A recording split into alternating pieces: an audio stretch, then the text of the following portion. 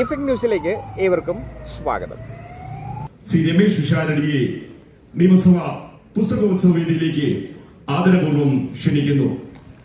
Shri Babu Ramachandran news television രംഗത്ത് വ്യത്യസ്തമായ അവതരണ ശൈലി കൊണ്ടും ആശയം കൊണ്ടും ജനശ്രദ്ധ നേടിയ വല്ലാത്തൊരു കഥ എന്ന പ്രോഗ്രാമിലൂടെ മലയാളികൾക്ക് സുപരിചിതനായ ശ്രീ ബാബു രാമചന്ദ്രൻ സാറിനെയും വേദിയിലേക്ക് ആദരപൂർവ്വം സ്വാഗതം ചെയ്യുന്നു.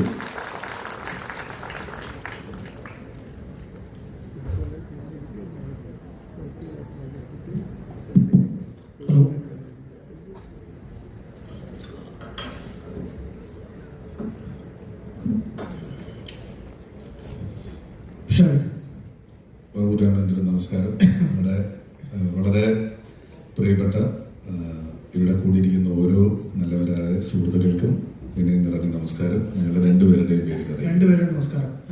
ഇതൊരു നമ്മൾ വളരെ കാഷ്വൽ ആയിട്ടുള്ള സംസാരമാണ് ഉദ്ദേശിക്കുന്നത്, അത്ര വലിയൊരു താത്വികമൊന്നുമല്ല.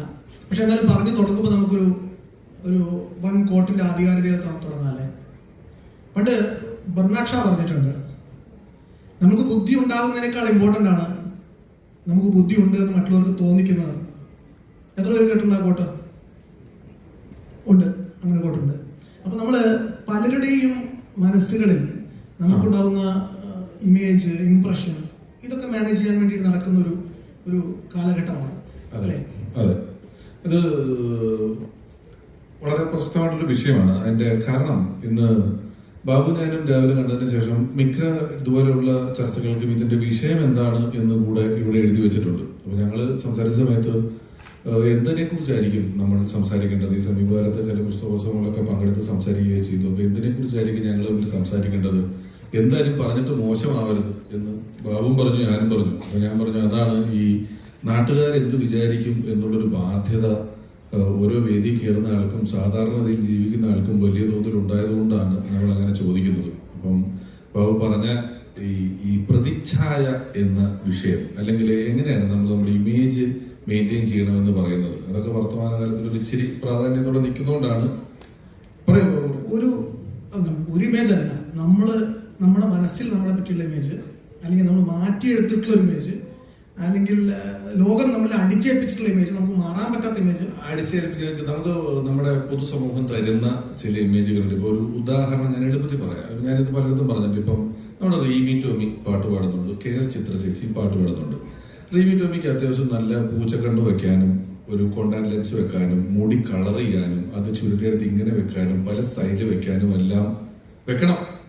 ഇത് കണ്ടിട്ട് ചിത്ര ചേച്ചി നാളെ ഒരു സ്റ്റേജിൽ ഒരു ചെറിയ പൂച്ചക്കണ്ണും മുടി ഒന്ന് കളർ ചെയ്ത് ഒന്ന് ചുരുട്ടിയിട്ടുണ്ട് വന്നാൽ അതോടുകൂടി ആ ഗാനങ്ങൾക്ക് ചിത്ര ചേച്ചി വന്നില്ല എന്ന് നമുക്ക് തോന്നിപ്പോകും. അപ്പം ഒരാൾ എന്ത് ചെയ്യാം, എന്തൊക്കെ ചെയ്യാം, ഒരാൾക്ക് ഇത്രയൊക്കെ ആകാം, മറ്റൊരാൾ ഇതൊന്നും ചെയ്യാൻ പാടില്ല, ചെയ്തുകൂടാ എന്നുള്ള രീതിയിൽ സമൂഹം നമ്മുടെ പുറത്ത് അടിച്ചേൽപ്പിക്കുന്നതായ ചില ഇമേജുകൾ, അല്ലെങ്കിൽ നമുക്കില്ലാത്ത കാര്യങ്ങൾ നമുക്കുണ്ട് എന്ന് സമൂഹത്തിനെ തോന്നിപ്പിക്കാൻ വേണ്ടി നമ്മൾ ചെയ്യുന്ന കുറെ കാര്യങ്ങൾ, ഇത് രണ്ടും അങ്ങോട്ടും ഇങ്ങോട്ടും ബന്ധപ്പെട്ടിട്ടാണ് ഈ ഇമേജുകൾ നിലനിൽക്കുന്നത്.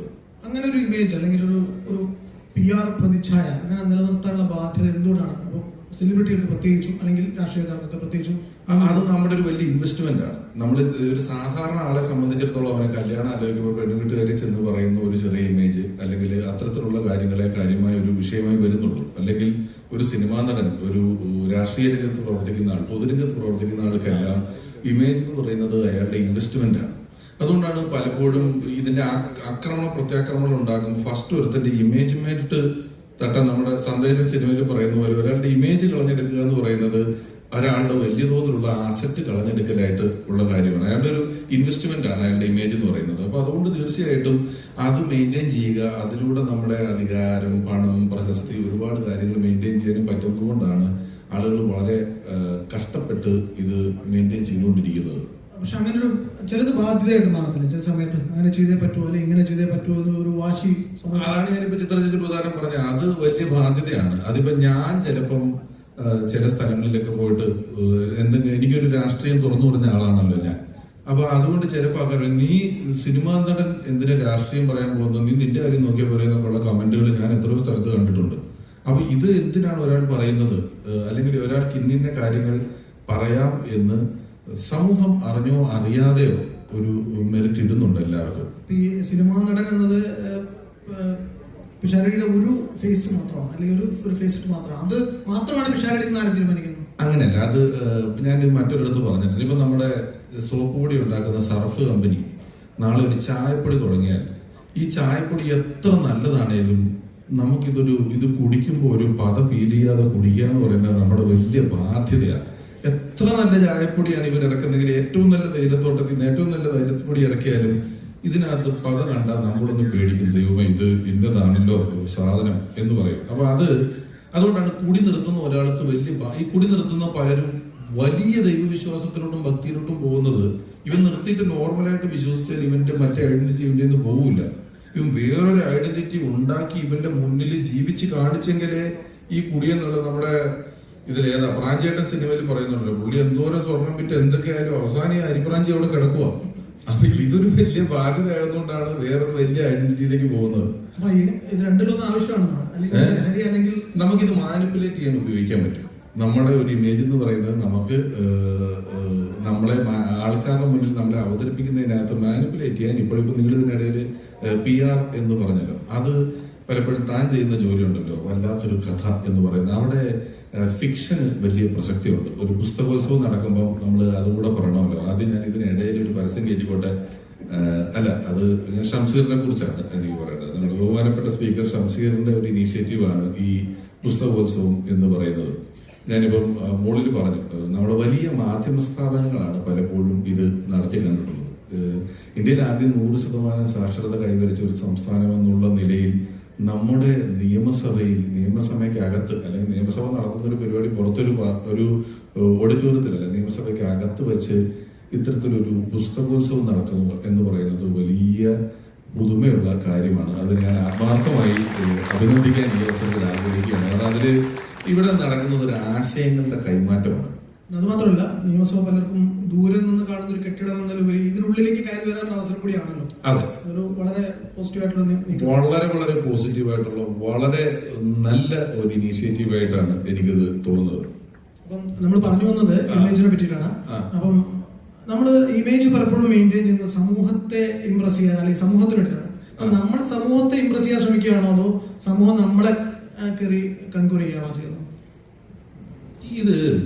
ഇതിലൊരു കാര്യമുള്ളത്, ഈ സമൂഹത്തിന്റെ നിർവചനത്തിനനുസരിച്ച് ഇത് വലിയ മാറ്റം വരും. അതായത് നമ്മുടെ വിചാരം ആളുകൾ കൂടി സമൂഹം ഉണ്ടാകുന്നു എന്നുള്ളതാണല്ലോ. പക്ഷെ അങ്ങനെയല്ല. ഇവിടെ ഓൾറെഡി ഒരു സമൂഹമുണ്ട്. ജനിക്കുന്ന ഓരോ കുഞ്ഞിനെയും 10-20 വർഷം ട്രെയിൻ ചെയ്ത് അതിനകത്തോട്ട് എടുക്കുകയാണ് ചെയ്യുന്നത്. സമൂഹം ഓൾറെഡി ഇവിടെ ഉണ്ട്. അപ്പൊ ഈ സമൂഹം രൂപീകരിക്കപ്പെടുന്നത് പല കാരണങ്ങൾ കൊണ്ടാണ്. ഇപ്പം ഇവിടെ തന്നെ കണ്ടു, ഹരാരയുടെയൊക്കെ ബുക്കുകൾ ഇരിക്കുന്നുണ്ട്. അദ്ദേഹം പറഞ്ഞൊരു കാര്യമുണ്ട്, ഒരു ചിമ്പാൻസിയും ഒരു മനുഷ്യനും കൂടെ ഫൈറ്റ് ചെയ്താൽ ചിമ്പാൻസി ജയിക്കും, മനുഷ്യൻ തോറ്റുപോകും.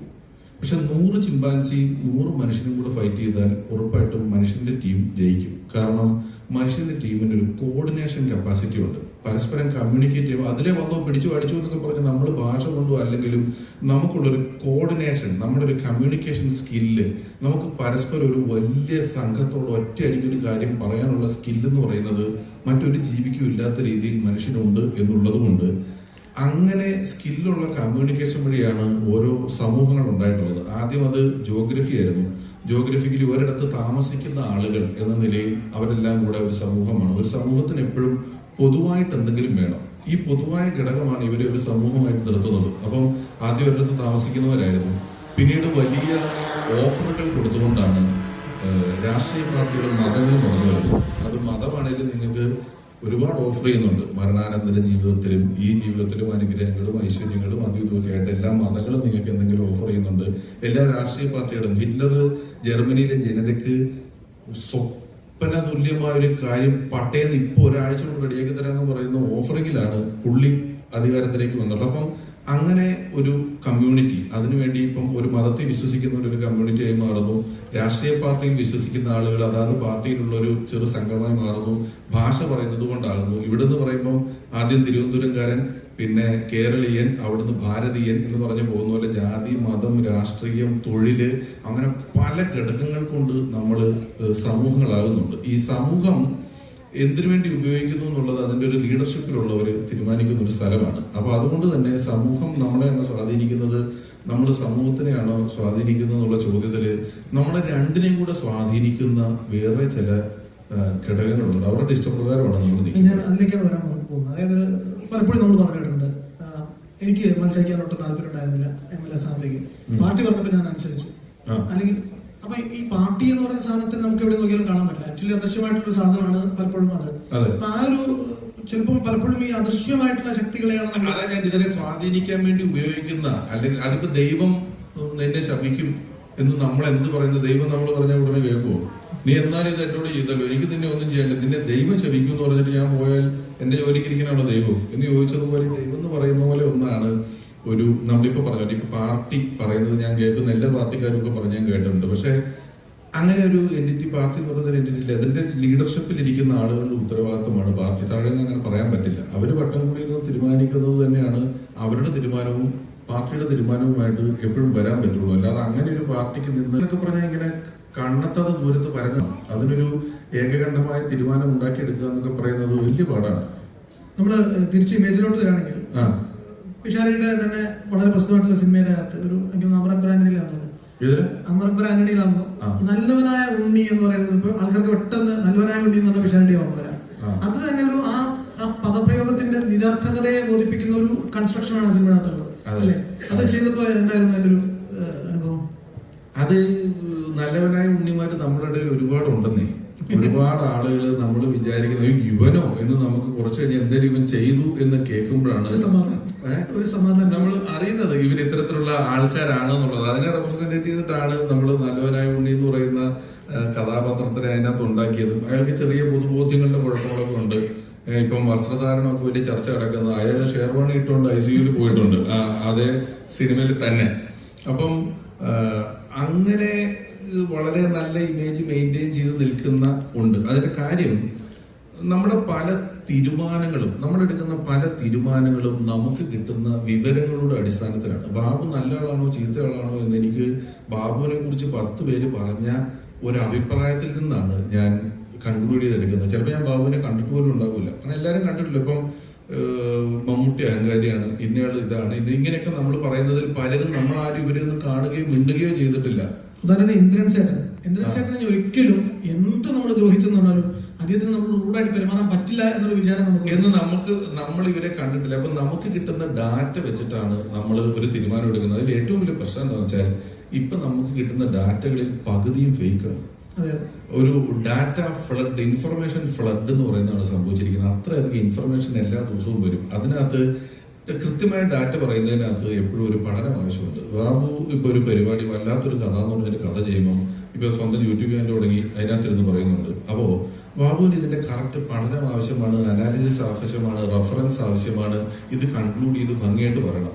എനിക്ക് വായി തോന്നിയത് അപ്പൊ തന്നെ ആദ്യം തന്നെ ഞാൻ പറയുന്നതിന് എനിക്ക് ഒരു റെഫറൻസിന്റെ ആവശ്യമില്ല. അപ്പം ഈ ഫേക്ക് ന്യൂസ് വായിൽ തോന്നിയതെന്ന് പറയുന്നത് വളരെ ചീപ്പും എഫേർട്ട്ലെസ്സുമാണ്. അതിന്റെ ഒരു വലിയ ആധിക്യം കാരണം നമ്മൾ പലപ്പോഴും നമ്മുടെ പ്രാഥമികമായ ആവശ്യങ്ങളിൽ നിന്ന് ചെറുതായിട്ട് വിട്ടുപോകുന്നുണ്ടെന്ന് എനിക്ക് തോന്നുന്നുണ്ട്. ഇപ്പൊ ഇസ്രായേൽ പാലസ്തീൻ യുദ്ധം ആദ്യം നടക്കുന്നു, അതിനെക്കുറിച്ച് ഫേസ്ബുക്ക് മുഴുവൻ ചർച്ച നടക്കുന്നു. അത് കഴിയുമ്പം റിയാലിറ്റി ഷോ ബിഗ് ബോസിലെ ഒരു വിന്നറും ഒരു ക്യാമറമാനുമായിട്ട് തർക്കം ഉണ്ടാകുന്നു. നമ്മൾ അതിലും നമ്മുടെ അഭിപ്രായങ്ങൾ മുഴുവൻ പറയുന്നു. അത് കഴിയുമ്പം RV രാമകൃഷ്ണനും സത്യഭാമ ടീച്ചറുമായിട്ടുള്ള വിഷയം ഉണ്ടാകുന്നു. നമ്മൾ അതിനകത്ത് മുഴുവൻ നമ്മുടെ അഭിപ്രായം പറയുന്നു. അത് കഴിയുമ്പം ബോച്ചയും ഹണിറോസും വരുന്നു. നമ്മൾ അതിനകത്ത് നമ്മുടെ അഭിപ്രായങ്ങൾ പറയുന്നു. ഇങ്ങനെ 365 ദിവസവും നമ്മളിലേക്ക് നമ്മുടെ പ്രത്യക്ഷത്തിൽ നമ്മുടെ വലിയ പ്രയോജനമോ ഒന്നുമില്ലാത്ത ഇൻഫർമേഷൻ കയറി വരികയും നമ്മൾ ഇതിനകത്ത് നമ്മുടെ അഭിപ്രായങ്ങൾ പറഞ്ഞു പോവുകയും ചെയ്യേണ്ടി വരുന്നൊരു അവസ്ഥ ഇപ്പോഴുണ്ടായിട്ടുണ്ട്. അതുകൊണ്ട് നമ്മുടെ ഡിസിഷൻസ്, ഞാൻ പറഞ്ഞത് നിങ്ങളുടെ പലരെക്കുറിച്ചുമുള്ള ധാരണകൾ ഇതേപോലെ തെറ്റായ ഇൻഫർമേഷനിൽ നിന്ന് നമ്മൾ ഉണ്ടാക്കിയെടുത്തിട്ടുള്ളതാണ്. അതാണ്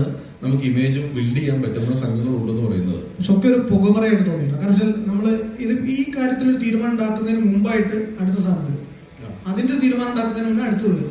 അതിന് തീരുമാനം ഉണ്ടാക്കേണ്ട ആവശ്യമില്ല. ഇത് നമ്മളെ ബാധിക്കുന്ന കാര്യമൊന്നുമല്ല. അതുകൊണ്ട് ഇത് ആളുകളുടെ എന്റർടൈൻമെന്റ് ആയിട്ടാണ് എടുക്കുന്നത്. ഇത് ഭയങ്കര രസമാണ്. കാരണം വെല്ലുവിന്റെ കാര്യമാണല്ലോ. നമ്മുടെ വീട്ടിൽ വന്നിട്ടൊന്നുമില്ലല്ലോ. അതുകൊണ്ട് ഇത് നല്ല എന്റർടൈൻമെന്റ് ആയിട്ട് കണ്ട് നമുക്ക് ചീത്ത വിളിക്കാനും പറയാനൊക്കെ ഒരു താല്പര്യം ഉണ്ടാവും. ചാനലിൽ ഇരുന്ന സമയത്ത് ഞാൻ ആലോചിച്ചിരുന്ന കാര്യമുണ്ട്. ഇടക്കാലത്ത് ഒരു ചാനൽ വാർത്ത വന്നിരുന്ന സമയത്ത് 1 ആഴ്ച 2 ആഴ്ചയോളം തെരുവ് പട്ടികൾ ആൾക്കാരെ ഓടിച്ചിട്ട് കടിക്കുകയായിരുന്നു. അപ്പൊ ഞാൻ ചോദിക്കുന്നത്, ഇവര് വല്ല ടിക്കറ്റ് എടുത്ത് ദുബായിക്ക് പോയ പട്ടികളെ കൂടി? ഇപ്പൊ പട്ടികളൊന്നും ഇല്ലേ? എവിടെയും ഒരു വാർത്ത നിങ്ങൾ കണ്ടിട്ട് എത്ര ദിവസം പട്ടി അടിച്ച്? അത് ഇൻഫർമേഷൻ ഇതിനകത്ത് ഇത്രയും 24 മണിക്കൂറും വാർത്ത വേണ്ട. ദൂരദർശനിൽ ആകെ 20 മിനിറ്റ് ഉണ്ടായിരുന്ന വാർത്ത ഇപ്പോൾ ഒരു 15 ചാനലിലും കൂടെ 24 മണിക്കൂറും വേണം. ഇത് എവിടുന്ന് കിട്ടും ഈ കണ്ടന്റ് മുഴുവൻ? ഇത് എന്തെങ്കിലും ഉണ്ടാക്കണ്ടേ? അപ്പൊ അത് മുഴുവൻ എടുത്തും പറഞ്ഞും കേട്ടും ചോദിച്ചും പറയുന്നതെല്ലാം ഉണ്ട്. ഞാനും ധർമ്മജനും കൂടെ ഒരിടത്ത് അത് ഒഴിവാക്കാൻ പറ്റില്ല കേട്ടോ, അല്ലെങ്കിൽ ഇവര് പറയും. കാരണം അത് എല്ലായിടത്തും ഉള്ളതാണ്. നിൽക്കുമ്പം ഇത് അതിശയോക്തിയല്ല. ധർമ്മജന്റെ അമ്മ മരിച്ച ദിവസങ്ങളേ ആയിട്ടുള്ളൂ. അതിനുശേഷം ഞങ്ങൾ ഷൂട്ടിംഗ് നിൽക്കുമ്പോൾ ഒരു ബൈക്കിന് പോകണം, അവനെന്റെ പുറകിൽ ഇരിപ്പുണ്ട്. ഞങ്ങളിങ്ങനെ ബൈക്ക് ഒരിടത്ത് നിർത്തിയിട്ട് ഇങ്ങനെ നിൽക്കുമ്പോൾ ഒരാൾ ഓടി വന്നിട്ട് പറഞ്ഞു, അമ്മ മരിച്ച വാർത്തയ്ക്ക് ഒരു ലൈക്ക് കൊടുത്തായിരുന്നു കേട്ടോ.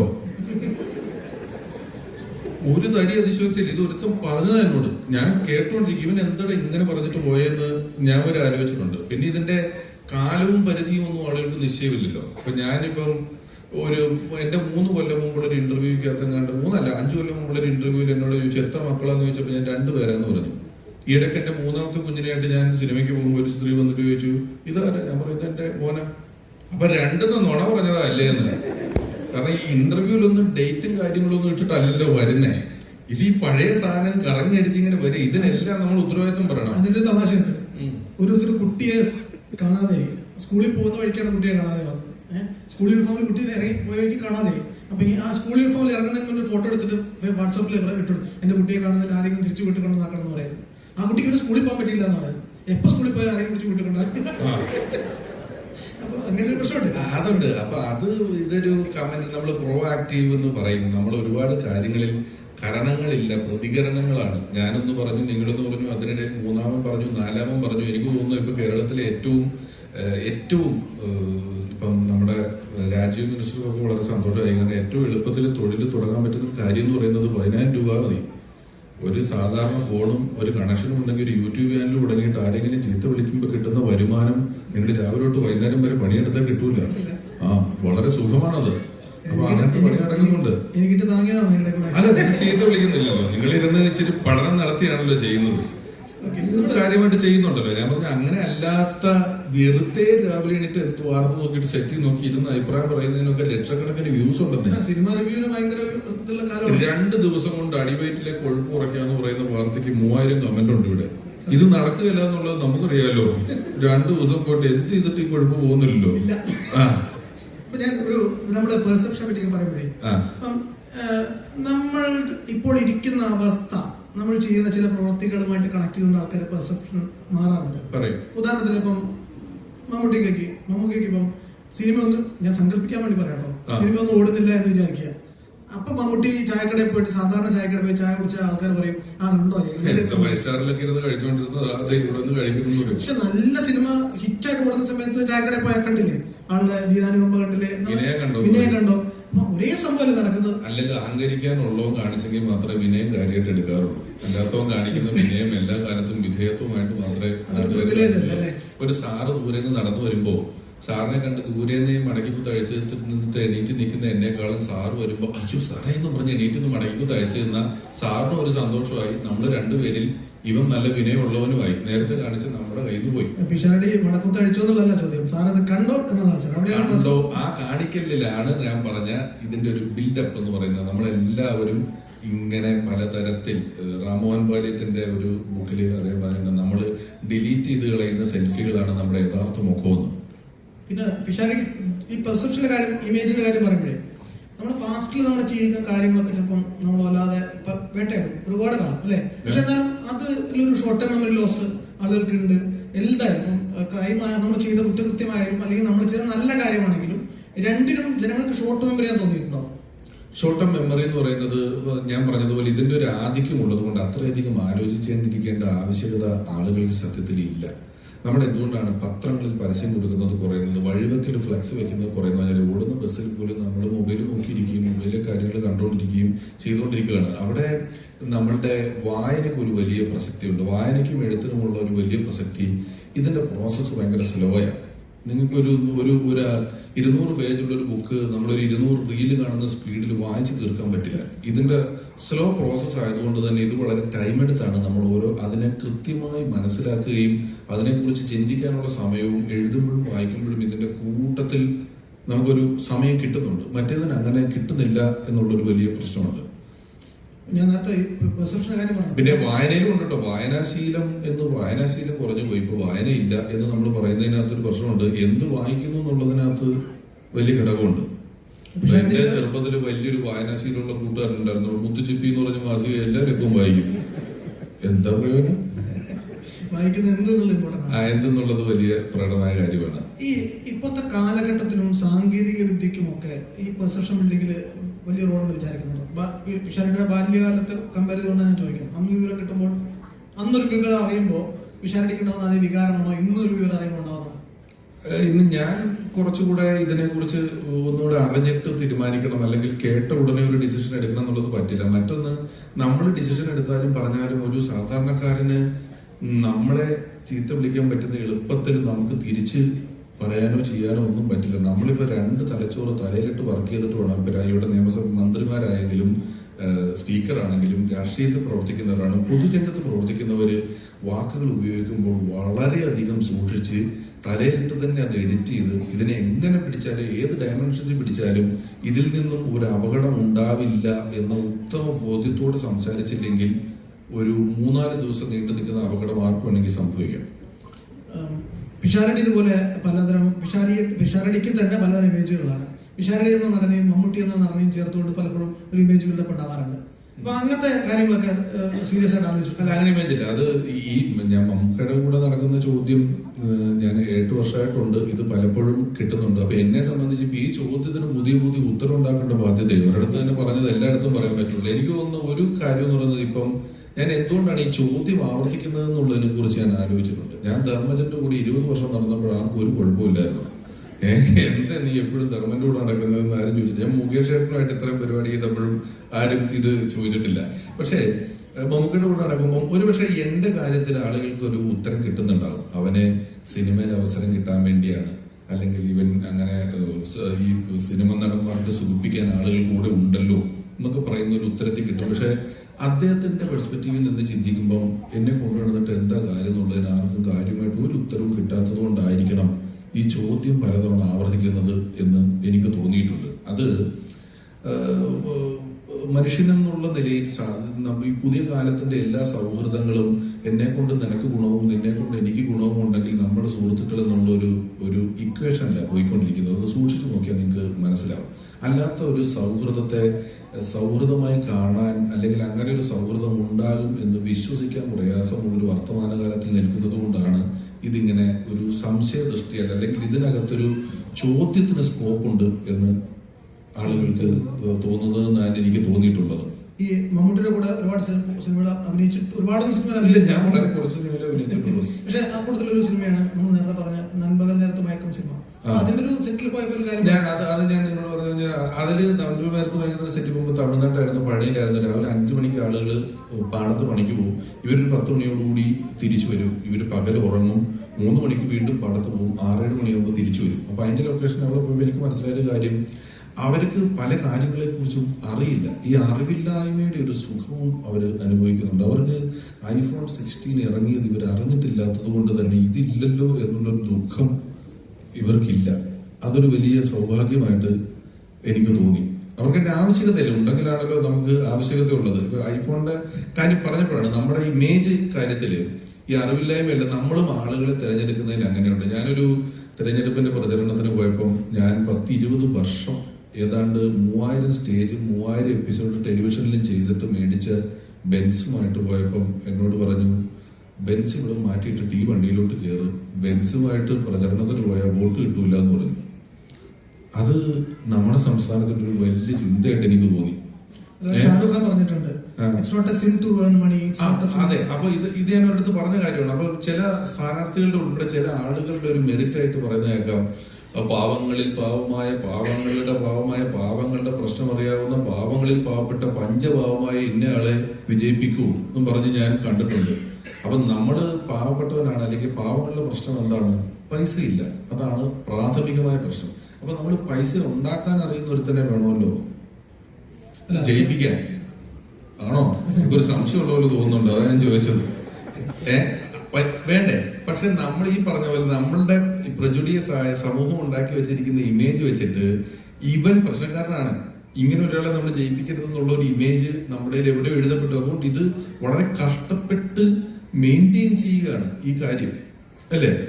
ആ, നമ്മളിപ്പം ഞാൻ ഇതായിട്ട് ഇപ്പം നമ്മുടെ ചാലക്കുടിയിലുണ്ടായിരുന്ന രവീന്ദ്രനാഥ് മാഷ് നല്ല മുൻ വിദ്യാഭ്യാസ വകുപ്പ് മന്ത്രിയായിരുന്നു. അദ്ദേഹത്തെ പറ്റി പറഞ്ഞു, അദ്ദേഹം ഇപ്പോഴും സാധാരണ ഫോണാണ് ഉപയോഗിക്കുന്നത് എന്ന് പറഞ്ഞു.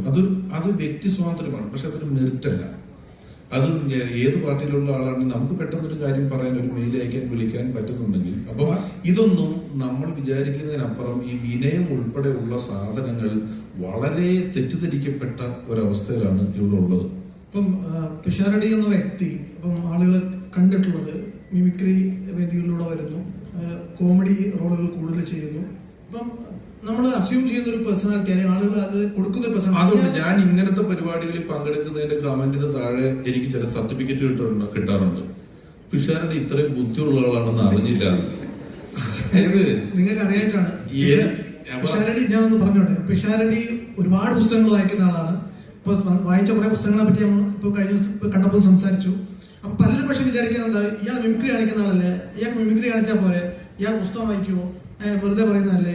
അങ്ങനെ അതെന്താണെന്നറിയാമോ, എനിക്ക് പ്രതിഫലമായി പണം തന്നിട്ട് എന്നെ തമാശ പറയാൻ വേണ്ടി വിളിച്ച സ്ഥലങ്ങളിൽ മാത്രമാണ് എന്നെ ആളുകൾ കൂടുതൽ കാണുന്നത്. അവിടെ ഞാൻ സീരിയസ് പറഞ്ഞാൽ ഞാൻ ഫീൽഡ് ഔട്ട് ആയി പോകും. എന്നെ തമാശ 1 മണിക്കൂറിൽ നിനക്ക് എത്ര തമാശ പറയാൻ പറ്റുമോ അത്രയും തമാശ പറയണമെന്ന് പറഞ്ഞാൽ അതിനെനിക്ക് പ്രതിഫലം തന്ന് മൈക്കും തന്ന് സ്റ്റേജിൽ കയറ്റി വിടുന്നത് എനിക്ക് വേറെ സ്ഥലങ്ങളില്ല. അപ്പൊ വല്ലപ്പോഴും അല്ലാണ്ട് പറഞ്ഞാൽ ഇവര് ഇങ്ങനെ പറയുകയും ചെയ്യും. അപ്പൊ അത് ഞാൻ നേരത്തെ പറഞ്ഞ സർഫാണ്. അവര് പ്രതീക്ഷിക്കുന്നുണ്ട് ഈ തമാശ. അത് ഇവരും പ്രതീക്ഷിച്ചില്ല എന്ന് ഞാൻ വിചാരിക്കുന്നില്ല. ഞാനും നിങ്ങളും വരുമ്പോ നിങ്ങൾ എന്തോ ഒരു കഥ വല്ലാത്തത് പറയുമെന്നും ഞാൻ എന്തോ ഒരു തമാശ പറയുമെന്നും ഇവര് പ്രതീക്ഷിച്ചിട്ടുണ്ട്. അപ്പൊ അത് തൃപ്തിപ്പെടുത്തേണ്ട ഉത്തരവാദിത്വം ഇവര് പോകുമ്പോ നമ്മൾ കുറെ പ്രതീക്ഷിച്ചു, ഒന്നും കിട്ടിയില്ല, പോയിരുന്നത് വെറുതെ ആയി എന്നുള്ള ചിന്ത ഇവർക്ക് വരാനുള്ള സാധ്യത സാധ്യതയുണ്ട്. അപ്പൊ നമുക്കത് നമ്മൾ നേരത്തെ പറഞ്ഞൊരു കാര്യമുണ്ട്, നമ്മള് സംഘാടകരെ ചെറുതായിട്ടൊന്ന് പറ്റിക്കാമെന്ന്. അതായത് ഇവരെല്ലാം വിചാരിച്ചു നമ്മൾ മാത്രം സംസാരിച്ചോണ്ടിരിക്കുന്ന ഒന്ന് അങ്ങോട്ടും കൂടി തിരിച്ചുവിട്ടാൽ വളരെ നല്ലതാണ്. നിങ്ങൾക്കൊക്കെ എന്തെങ്കിലും ചോദിക്കാണ്ടാവല്ലോ നമ്മളത്. അപ്പൊ ആ ചോദ്യങ്ങളിലൂടെ കുറച്ച് ഉത്തരങ്ങളിലൂടെ പോണേ 1-2 ബൈക്ക് അങ്ങോട്ട് കൊടുക്കാൻ സംഘാടകർക്ക് പറ്റും. അതെ, ഞങ്ങള് പറയുന്നത് ഇരുന്ന് കേൾക്കണം എന്നുള്ള ഒരു ഇപ്പോഴതാണല്ലോ എല്ലാത്തിനും വളരെ ഇന്ററാക്റ്റീവ് ആയിട്ട്. ഇവനെ ഒന്ന് കൈ കെട്ടാൻ നോക്കിക്കരുത് ഞാൻ ചോദ്യം ചോദിക്കാൻ എന്ന് വിചാരിക്കുന്ന 1-2 ആൾക്കാരെങ്കിലും ഞങ്ങൾ 2 കാര്യത്തിലുണ്ടാവും. 2 ചോദിക്കാമോ? അതെ, 2 ചോദിക്കാം. ഇവിടെ അങ്ങനെ അവതാരകനും അതൊന്നുമില്ല. ഞങ്ങൾ ഒന്നിച്ചിരിക്കുന്നു, ഞങ്ങള് നല്ല സുഹൃത്തുക്കളാണ്. ഞാൻ ഈ കഥ പറച്ചിലിന്റെ ഒരു ചോദിക്കുന്നുണ്ടെങ്കിൽ കൈവക്കാം, മൈക്ക് തരും സംഘാടകർ. മൈക്കുണ്ടെന്ന് ഞാൻ കരുതുന്നു. മൈക്കൊക്കെ ഉണ്ട്. ഒരാൾ ചോദിച്ചാൽ ആ ഫ്രണ്ടിൽ നീര് ശ്രദ്ധിച്ചിട്ട് ചേട്ടന് എന്തോ ചോദിക്കാനുണ്ടെന്ന് തോന്നുന്നു. ഭയങ്കര ആവശ്യത്തിലിരിക്കുന്നത് കണ്ടുകൊണ്ട് ഞാൻ ചോദിച്ചത്. ആരെങ്കിലും ഉണ്ടോ? ഉണ്ടെങ്കിൽ നമുക്ക് ഒന്നിച്ച് ഡിസ്കസ് ചെയ്യാം. അതാ പറഞ്ഞത്. അവനൊരു കൈഡി കൊടുക്കണം കേട്ടോ, നല്ലൊരു കൈഡി കൊടുക്കണം.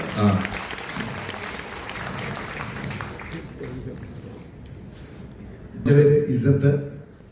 അപ്പോ പിഷാരടിയുടെ രാഷ്ട്രീയം എപ്പോഴും വിമർശിക്കപ്പെടുന്നത് ഞാൻ ശ്രദ്ധിച്ചിട്ടുണ്ട്.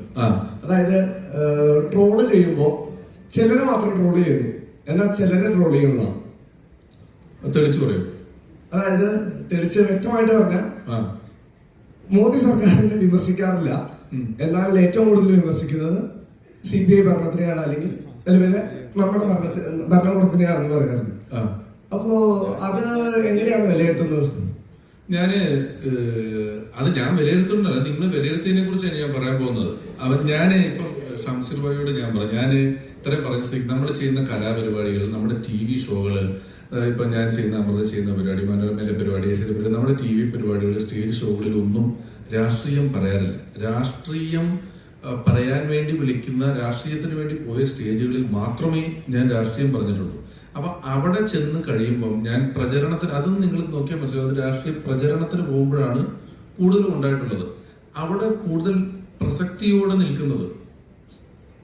പ്രസക്തിയോടെ നമ്മുടെ ഓപ്പണന്റ് ആയിട്ട് നിൽക്കുന്ന, മത്സരത്തിൽ നിൽക്കുന്നത് ആരാണ് എന്ന് നോക്കിയിട്ടാണ് അതിനെക്കുറിച്ച് ഞാൻ പറയുകയും കാര്യങ്ങളൊക്കെ ചെയ്യുന്നത്.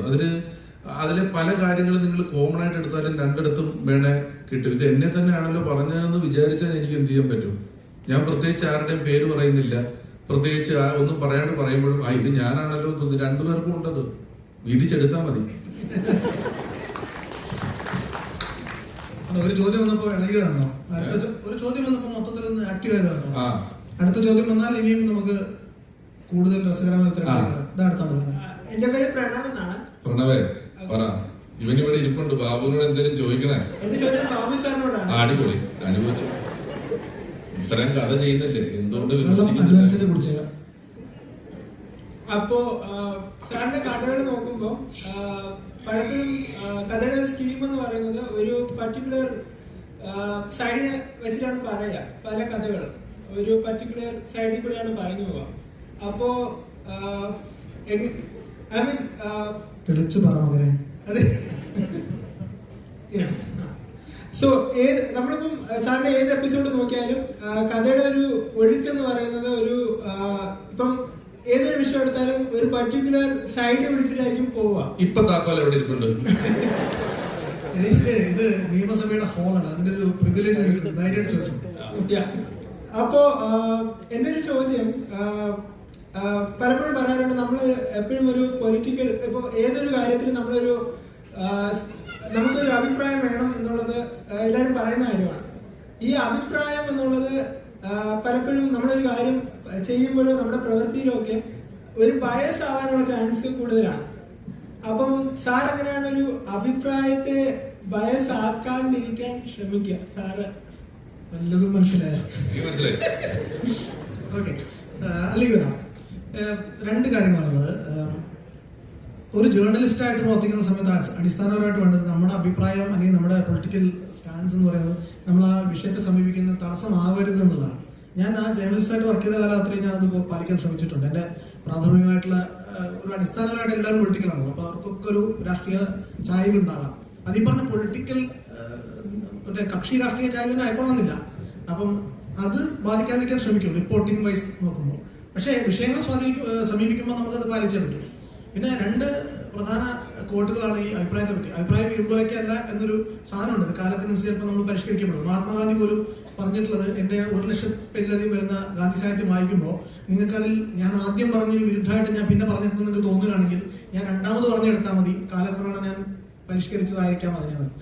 ഏറ്റവും പ്രധാനമായിട്ട് എനിക്ക് പറയാനുള്ളത് എം ഗോവിന്ദൻ പറഞ്ഞൊരു ഒരു സാധനമാണ്, എഴുത്തോ നിന്റെ കഴുത്തോ ഇതിൽ ഏറെക്കൂറ് ഏതിനോടെന്ന് പുള്ളി ചോദിച്ചിട്ടുണ്ട്. പ്രണവിന് ഏതാണോ കൂറ് അതിനോട് തന്നെയാണ് എനിക്കും കൂറ് കേട്ടോ. അപ്പൊ അതുകൊണ്ട് പലപ്പോഴും നമുക്ക് പറയാൻ പറ്റാതിരിക്കും. ഇപ്പൊ ഒന്ന് അവൻ പറഞ്ഞാൽ നിങ്ങൾ പറഞ്ഞത് അവന് മനസ്സിലായിട്ടില്ല എന്ന് നമുക്ക് ഈ ബയസ്ഡ് ആണെന്ന് പറയുന്ന ഒരു കാര്യത്തില് അതെന്താ കാര്യം എന്നറിയോ? പലപ്പോഴും പലതും ബയസ്ഡ് അല്ല, നമുക്ക് അനുകൂലമല്ല എന്ന് തോന്നുമ്പോൾ നമ്മൾക്ക് ബയസ്ഡ് ആണെന്ന് തോന്നുന്ന, മനസ്സിലായോ? നമ്മൾ ചില കേസുകളിൽ അവന് നീതി ലഭിച്ചു അല്ലെങ്കിൽ നീതി ലഭിച്ചില്ല എന്ന് പറയുന്നത്, ഈ നീതി ആദ്യം നമ്മൾ ഫിക്സ് ചെയ്തു, ഇനി ഈ നീതി കിട്ടണം, എന്നാൽ ഇവന് നീതി കിട്ടിയെന്ന് നമ്മൾ പറയുള്ളൂ. കോടതിയുടെ നീതി വേറെയാ. നമ്മൾ ഓൾറെഡി ഈ വിഷയം ഉണ്ടായപ്പോൾ തന്നെ ഇതിന്റെ നീതി ഫിക്സ് ചെയ്തു.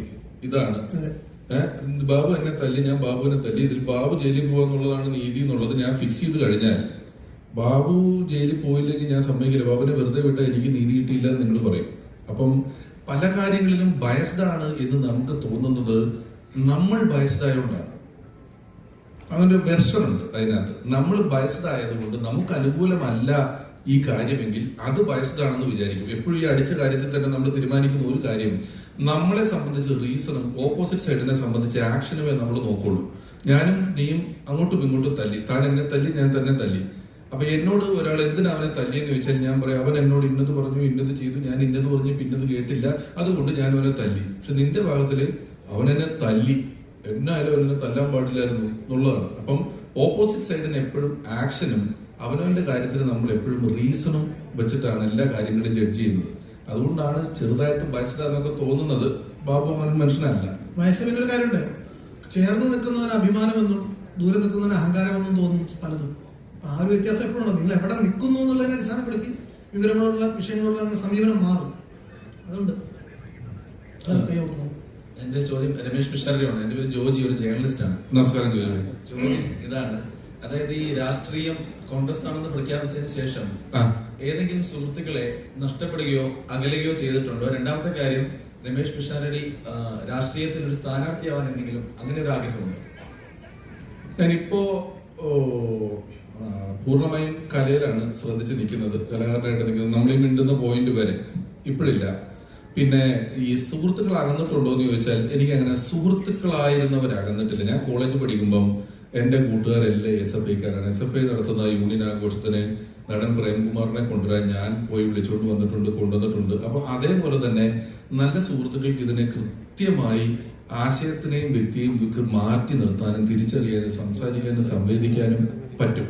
അത് സുഖമായിട്ട് പറ്റും. പക്ഷെ എന്നെ പരിചയമില്ലാത്ത ആളുകൾക്ക് ചീത്ത വിളിക്കാൻ, അത് ചില കലാപരിപാടികൾ കണ്ടാൽ ചിരിക്കാതാവാനും, അല്ലെങ്കിൽ ഞാൻ പറയുന്നതെല്ലാം ഇവൻ വിചാരിക്കുന്ന പോലെ ഈ ബയസ്ഡ് ആയതുകൊണ്ട് പറയുന്നതാണ് എന്നും പറയുന്ന ഒരാൾക്കാരുണ്ട്. അല്ലാതെ എനിക്ക് ഒരു സുഹൃത്തുക്കളെയും നഷ്ടപ്പെട്ടിട്ടില്ല.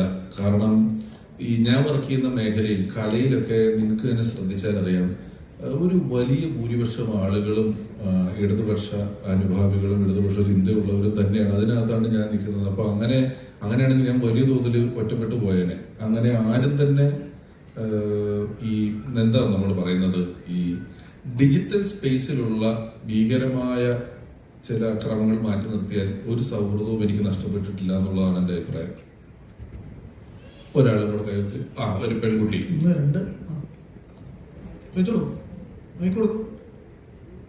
നമ്മൾ ഈ നിയമസഭയിലായതുകൊണ്ടും ഈ പുസ്തകോത്സവം എന്നും പറഞ്ഞുകൊണ്ടും വേണമെങ്കിൽ അനാവശ്യമായിട്ട് ഗൗരവം വന്നിട്ടുണ്ടെങ്കിൽ വിടാട്ടോ, നിങ്ങൾക്ക് എന്തും ചോദിക്കാട്ടോ. ഇതിങ്ങനെ ഭയങ്കരമായിട്ട് അല്ലേ അങ്ങനെ പോകണമെന്നുള്ള നിർബന്ധങ്ങൾ ഞങ്ങൾക്കില്ല. ഒരു ഹാസ്യ കലാകാരൻ കൂടെ ആയതുകൊണ്ട് ചോദിക്കാം. സരസല്ലേ പറയട്ടെ, 2 കൗണ്ടറൊക്കെ പ്രതീക്ഷിക്കാം.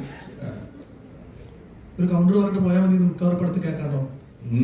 എവിടെ പോയാലും താൻ 2 കോമഡി പറഞ്ഞിട്ട് പോയാൽ മതി. എന്റെ ക്വസ്റ്റ്യൻ രമേശ് സാറിനോടാണ്. എന്റെ പേര് BA കൃഷ്ണപ്രിയ, 8ാം ക്ലാസ് വിദ്യാർത്ഥിനിയാണ്. ഞാൻ രമേശ് പിഷാരടി BA പഠിച്ചതാണ്. ഞാൻ സാറിന്റെ വലിയ ഫാനാണ്. ഞാൻ അതോടൊപ്പം സീരിയൽ ആർട്ടിസ്റ്റ് ആണ്.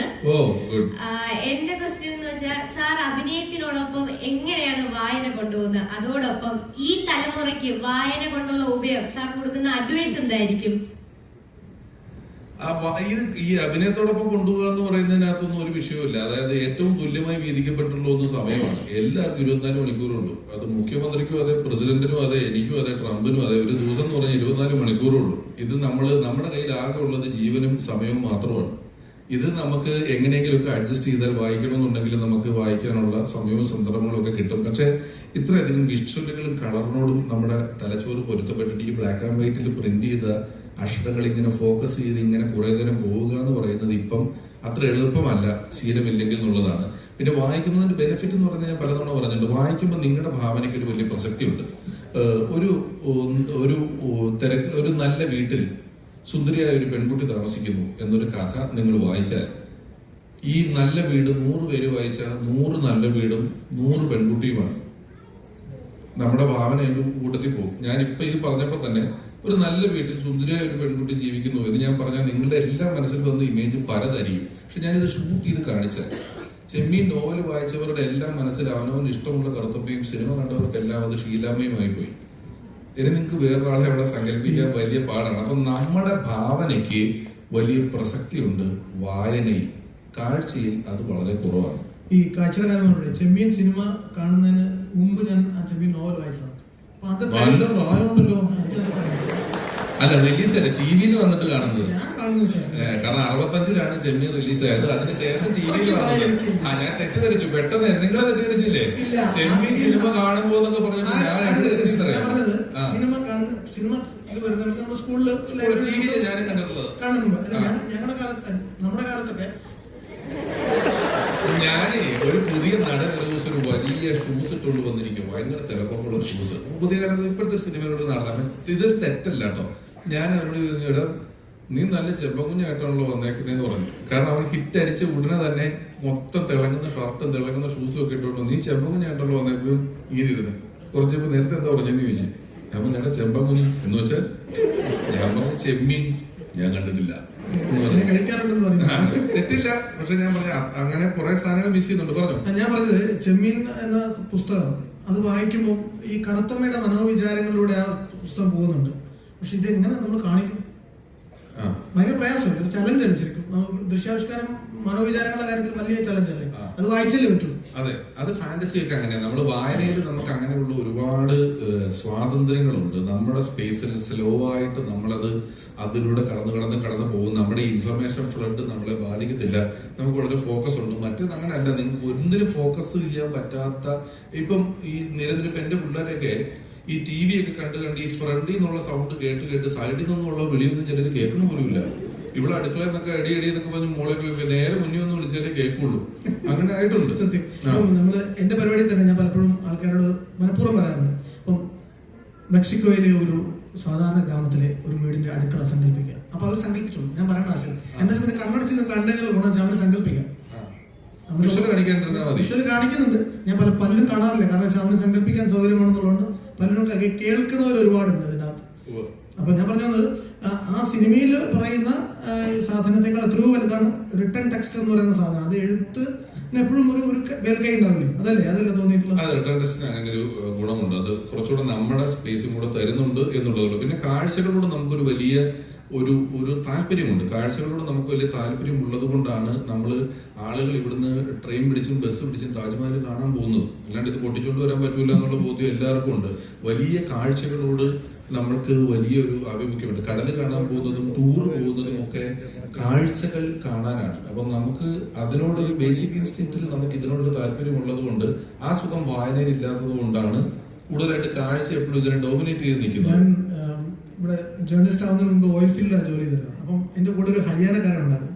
അപ്പം ഞാൻ തമിഴ്നാട്ടിലെ കാരക്കൽ എന്ന സ്ഥലത്ത് ജോലി ചെയ്യുമ്പോൾ, ഈ സുനാമി പോകുന്ന സ്ഥലത്ത് അവിടെ ജോലി ചെയ്യുമ്പോൾ ഇവനെ കൂട്ടി ഒരു ദിവസം ബീച്ചിൽ പോയി. അപ്പം ഭയങ്കര ഹാപ്പി. 30 വയസ്സങ്ങടായിരുന്നു ആശ.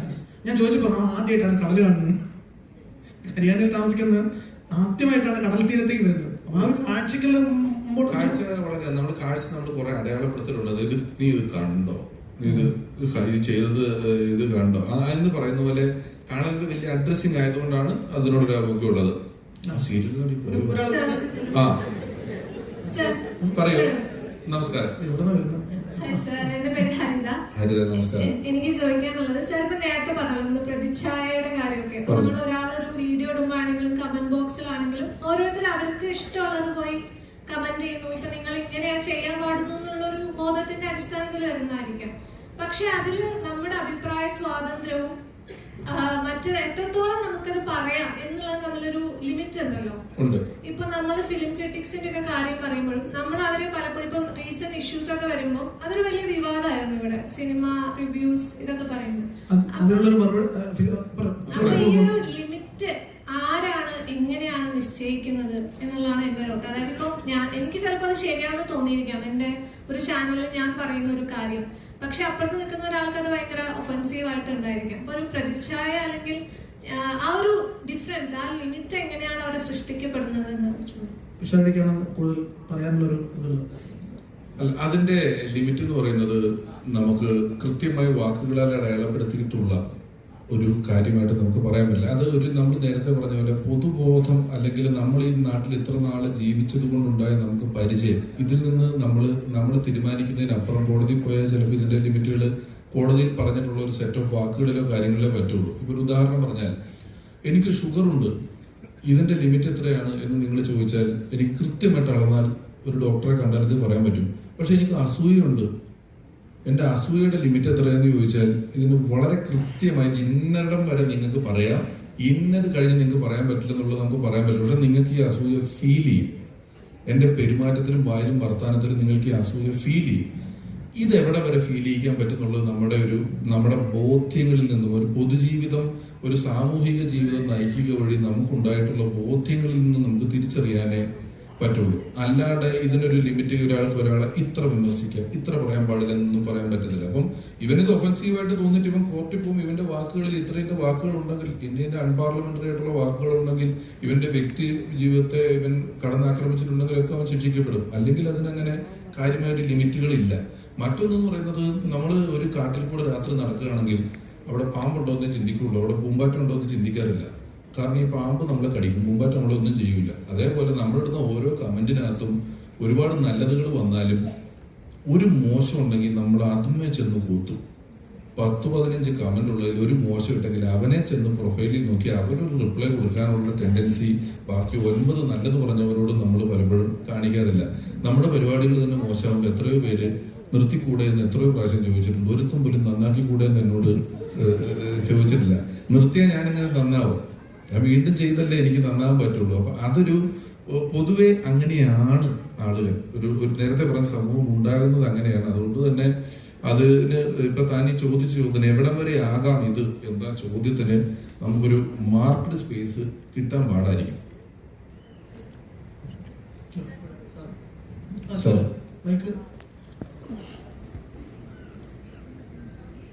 അവിടെ ഒരു പെൺകുട്ടി എണീറ്റ് നിൽക്കുന്നു. സാർ ഒരു നിമിഷം ഒരു കുട്ടി എണീറ്റോട്ടോ, അത് കഴിഞ്ഞ് പിടിക്കാം. നേരത്തെ ചോദിച്ച ചോദ്യത്തിന്റെ ഒരു രീതിയാണ്. ഇപ്പം എവിടെ വരെ ആവണമെന്നുള്ളതാണ് പകരം എവിടെ തൊട്ടെന്നാണ് ഞാൻ ഉദ്ദേശിക്കുന്നത്.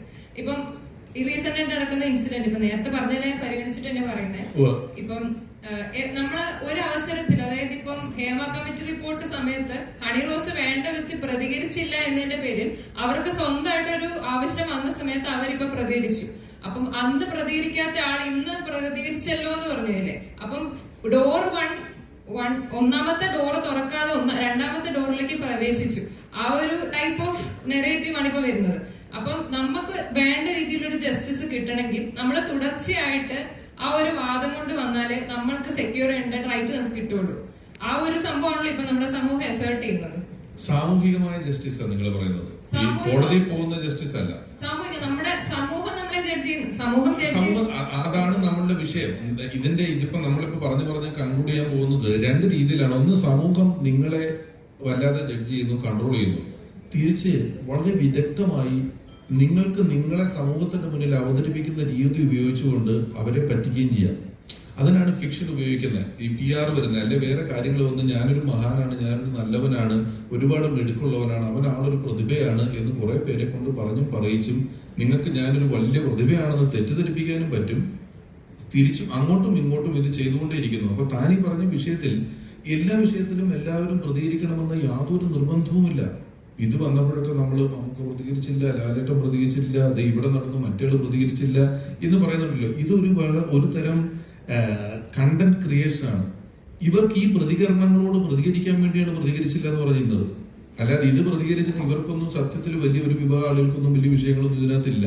ഒന്ന് പ്രതികരിച്ചിട്ടിട്ട് വേണം എനിക്കൊന്ന് പ്രതികരിക്കാൻ, നമ്മുടെ ജോലി ഇട്ടിട്ട് വേണം ലീവ് എടുക്കാൻ എന്ന് പറഞ്ഞ പോലെയുള്ളതാണ് ഇതിനകത്തൊരു പ്രാഥമികമായ പ്രശ്നം. അപ്പോ നമ്മൾ ഈ കാര്യം ഞാൻ മാറി എന്നല്ല പറയുന്നത്, ഞാൻ ഉൾപ്പെടുന്ന നിങ്ങൾ ഉൾപ്പെടുന്ന ആളുകൾ ഒരു കാര്യത്തിലെ ഡിസിഷനിലേക്ക് പോകുന്നതിന് മുമ്പ്, ഒരു കാര്യത്തിന്റെ കമന്റിലേക്ക് പോകുന്നതിന് മുമ്പ് കുറച്ചും കൂടി വാസ്തവങ്ങൾ അറിയാൻ ശ്രമിച്ചാൽ അത് നമുക്ക് നല്ലതായിരിക്കും. പിന്നെ ഇതിന്റെ കൂടെ ആഡ് ചെയ്തിട്ട് പറയാം, ഇപ്പം ഞാൻ എന്റെ ക്ലാസ് റൂമിൽ ഇരുന്ന് ഞാനൊരു അഭിപ്രായം പറയുമ്പോൾ അത് ഒരിക്കലും മാഗ്നിഫൈഡ് ആവുന്നില്ല. പക്ഷെ താങ്കളെ പോലെ ഒരാൾ ഒരു പൊതുസമൂഹത്തിൽ ഇരുന്ന് സംസാരിക്കുമ്പോൾ അത് മാഗ്നിഫൈഡ് ആവുന്നു. അപ്പം ഒരുപക്ഷെ താങ്കൾ പറയുന്നതിനേക്കാൾ വാല്യൂഡ് ആയ ഒരു കാര്യമായിരിക്കും ഞാൻ പറയുന്നത്, പക്ഷെ പൊതുമധ്യത്തിൽ എന്റെ പോയിന്റ് എത്തുന്നില്ല. അപ്പം അത് തമ്മിൽ റീച്ച് ചെയ്യുന്നതിന് വ്യത്യാസമുണ്ട്. ചിലപ്പോൾ ഞാൻ അതിനേക്കാൾ ഒഫെൻസീവ് ആയിട്ട് കാര്യങ്ങളായിരിക്കും സംസാരിക്കുന്നത്, പക്ഷെ പൊതുമധ്യത്തിൽ അതിനേക്കാൾ വീര്യം കുറഞ്ഞ ഒരു സ്റ്റേറ്റ്മെന്റ് ഇറക്കിയ ആളായിരിക്കും അതിനേക്കാൾ ക്രൂശിക്കുന്നത്. അപ്പൊ പൊതുമധ്യം എന്നതല്ല ഇവിടെ. നേരത്തെ നിങ്ങള് നമുക്ക് ചാക്കടെ പോകുന്നൊരു കാര്യം പറഞ്ഞില്ലേ, അത് കോണ്ടെക്സ്റ്റ് ആണ്. അതുപോലെ തന്നെ ആര് പറഞ്ഞു, ഇപ്പൊ ബയസ്ഡ് ആകുന്നു എന്ന് പറയുന്നത് പോലെ ആര് പറഞ്ഞു എന്നതിന് വലിയ പ്രസക്തിയുണ്ട്. അവനോട് ഇത് ചെയ്യാൻ പാടില്ലായിരുന്നു എന്നുള്ളതാണ് പലപ്പോഴും മൂന്നാമത് നിൽക്കുന്ന നമ്മുടെ വിഷയം. അപ്പം ആര് പറഞ്ഞു എന്നുള്ളത് ഒരു വലിയ വിഷയം തന്നെയാണ്. അത് ചെറിയൊരു ശബ്ദത്തിൽ താൻ മുകളിലിരുന്ന് പറയുന്നതും ഒരു വലിയ ഒരാള് ഒരു പൊതുവേദിയിൽ പറയുന്നതുമായിട്ട് സമൂഹം റിസീവ് ചെയ്യുന്നതിന് വലിയ മാറ്റങ്ങളുണ്ട്. അത് തന്നെ ഞാനും താനും പറഞ്ഞേട്ടോ, ചോദ്യോത്തരമായിട്ടില്ല. ഇവിടെ ഒരു സാർ നേരത്തെ മൈക്കെടുത്ത് നിൽക്കുന്നുണ്ട്, പറയൂ.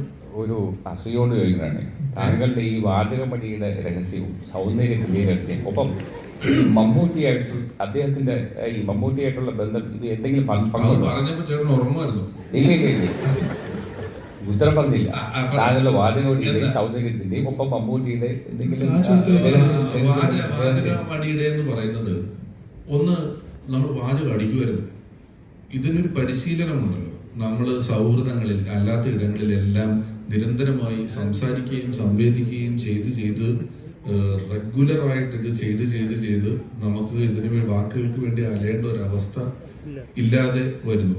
പിന്നെ ഇത് പലപ്പോഴും ഞാൻ പറഞ്ഞതുപോലെ ആൾക്കാര് ഇതിന്റെ ചില നർമ്മങ്ങളുടെയൊക്കെ ലോജിക്കൊക്കെ, ഞാൻ ചില തമാശ കഥകൾ പറഞ്ഞതിന്റെയൊക്കെ താഴെ ലോജിക്ക് ആലോചിച്ചിട്ട് ഇവിടുന്ന് ഇവൻ അന്ന് അങ്ങനെ ചെയ്യാൻ പറ്റുമായിരുന്നോ, ഇവൻ അന്ന് അവിടെ പാലം ഉണ്ടായിരുന്നു. ഞാനൊരു കഥ പറഞ്ഞു. മുളന്തുരുത്തി ഭാഗത്തൊരു റോഡിൽ വണ്ടി നിർത്തിയിട്ട് ഒരു ചെറിയ റെയിൽവേ ട്രാക്കാണ്, ട്രെയിൻ പോയിട്ട് പോകാമെന്നും പറഞ്ഞ് എൻ്റെ ഡ്രൈവർ കുറേ നേരം നിർത്തിയിട്ടു.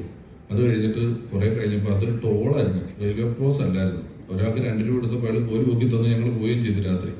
അപ്പം ഒരുപാട് പേര് എന്ത് കഥയാണ് ആ വഴിയിൽ അങ്ങനെ ഒരു ടോളില്ലല്ലോ. ഇത് 15 കൊല്ലം മുമ്പായി ടോളുള്ളത്, അതറിയാത്തവൻ വന്ന് ഈ ചീത്ത പറയാണ്. അപ്പൊ ഞാൻ അത് പറഞ്ഞത്, നമുക്ക് തള്ളായിട്ടും വാചകമടിയായിട്ടും തോന്നുന്നത് വാചകമടി തന്നെ ഈ കണ്ടന്റ് ഉണ്ടാക്കാൻ വേണ്ടിയിട്ട് വിളിക്കുന്ന സ്ഥലങ്ങളിൽ കണ്ടന്റ് ഉണ്ടാക്കപ്പെടുന്നത് കൊണ്ടാണ്. അതിനൊരു നിശ്ചയ ദൈർഘ്യം വേണം. അപ്പം ചില സമയത്ത് നമുക്ക് തിരിച്ചും പറ്റും. ഇപ്പം ഞാൻ ബഡായി ബംഗ്ലാവ് ചെയ്യുന്ന സമയത്ത് പണ്ടൊക്കെ മലയാളത്തിൽ അഭിനയിച്ചിട്ടുള്ള ഇപ്പൊ ഉദാഹരണം ഗീത എന്ന് പറയുന്ന നടി വരും. അപ്പൊ നടിയോട് ഞാൻ പഞ്ചാഗ്നിയെ കുറിച്ച് ചോദിച്ചു, ഒന്നിന്റെ സിനിമകളെ കുറിച്ച് ചോദിച്ചു. പക്ഷെ ഇവര് വളരെ മിതമായിട്ട് സംസാരിക്കുന്നുണ്ട്. ഒരു വാക്കിൽ ഉത്തരം പറയും, 6 വാക്കിൽ ഉത്തരം പറയും. പിന്നെയും 1.5 മണിക്കൂർ എപ്പിസോഡ് വേണം. ഞാൻ ഇരുന്ന് 1.5 മണിക്കൂർ ഇത് എത്തിച്ചു. ഇതിന്റെ പിറ്റേ ദിവസം നമ്മൾ വഴിയിൽ ഇറങ്ങുമ്പം നിന്റെ വർത്തമാനം കേൾക്കാനല്ല ഞങ്ങൾ ഈ പരിപാടി കാണുന്നത്, ഗീതയെ കേൾക്കാൻ വേണ്ടി ഇരിക്കുന്നത് പറഞ്ഞാൽ ഞാൻ കേൾക്കണം. പക്ഷെ എന്ത് ചെയ്യാൻ പറ്റും, ഞാൻ ഇതിന് ബാധ്യസ്ഥനായി പോയി. അപ്പം അത് പലപ്പോഴും ഒരു വാചകടിയായിട്ട് തോന്നുന്നു. വാചകടിക്കുന്ന പരിപാടികൾ കാണുന്നതുകൊണ്ടാണ്. അല്ല ഞാൻ മിണ്ടായിരിക്കും. എന്റെ വീട്ടിൽ വന്ന് നോക്കൂ, ഭാര്യ ഞാൻ മിണ്ടത്തില്ല ഒരു സ്ഥലത്ത് പോലെ. സൗന്ദര്യത്തിന്റെ രഹസ്യം പറഞ്ഞില്ല. മമ്മൂട്ടിക്ക് അതിൽ പങ്കുണ്ടോ? അദ്ദേഹത്തിന് പങ്കുമില്ല. എനിക്ക് തോന്നുന്നു അദ്ദേഹത്തിന് ദുൽഖർ സൽമാന്റെ സൗന്ദര്യത്തിലൊക്കെ അദ്ദേഹത്തിന് പങ്കുണ്ട്. എനിക്ക് സൗന്ദര്യത്തിന് ജനറ്റിക്കലായിരിക്കും എന്ന് തോന്നുന്നു. അല്ലാണ്ട് ഞാൻ സത്യത്തിൽ ഈ മറ്റേ മുത്തശ്ശിയുടെ കാച്ചി വെളിച്ചെണ്ണ തേക്കുന്ന അങ്ങനെ പറയാനുള്ള പരിപാടികളിലൊന്നും കാര്യമായിട്ടില്ല. ഷുഗർ കഴിക്കാത്തതാണോ? ഷുഗർ കഴിക്കില്ല, ചോറ് കഴിക്കില്ല, എല്ലാം കഴിക്കും. നല്ല കൈ അടുത്ത കഴിച്ചു തുടങ്ങിയത് തന്നെ. അപ്പൊ നല്ല കഴിവ് കഴിക്കുന്നുണ്ട്. അതിനങ്ങനെ രഹസ്യങ്ങളൊന്നുമില്ല. നമ്മളൊക്കെ ഏതാണ്ട് ഫുൾ ടൈം പരസ്യമായിട്ട് ജീവിക്കുന്ന ആൾക്കാരാണ്. ATM-ന്റെ പിന്നും മൊബൈലിന്റെ ലോക്കും അല്ലാണ്ട് ഒരു രഹസ്യം എനിക്കില്ല. അത്രയും പരസ്യമായിട്ട് ജീവിക്കുന്ന ആളാണ്. നമ്മുടെ സമയം വേണമെങ്കിൽ 4 മണി ആവാറുണ്ട്. ചോദിച്ചോളൂ. മൈക്കോ.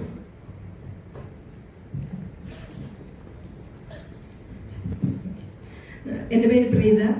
അപ്പോൾ എന്നെ പോലെ ഈ ഹാളിലിരിക്കുന്ന ഭൂരിപക്ഷം പേർക്കും ഒരുപക്ഷെ രമേഷ് പിഷാരടി എന്ന് പറഞ്ഞാൽ ഒരു കൊമേഡിയൻ അല്ലെങ്കിൽ ഇങ്ങനെ ഒരു കൗണ്ടർ കിങ് എന്നുള്ള രീതിയിലായിരിക്കും. അപ്പോൾ ഇന്ന് ശരിക്കും ഇങ്ങനെ ഒരു സെഷനിൽ പങ്കെടുത്തതോടുകൂടി അങ്ങനെ അല്ലാത്ത ഒരു യഥാർത്ഥത്തിലുള്ള രമേഷ് പിഷാരടി എന്താണ് എന്ന് ഞങ്ങൾക്കെല്ലാം മനസ്സിലാക്കാൻ കഴിഞ്ഞു എന്നത് വളരെ സന്തോഷമുള്ള ഒരു കാര്യമാണ്.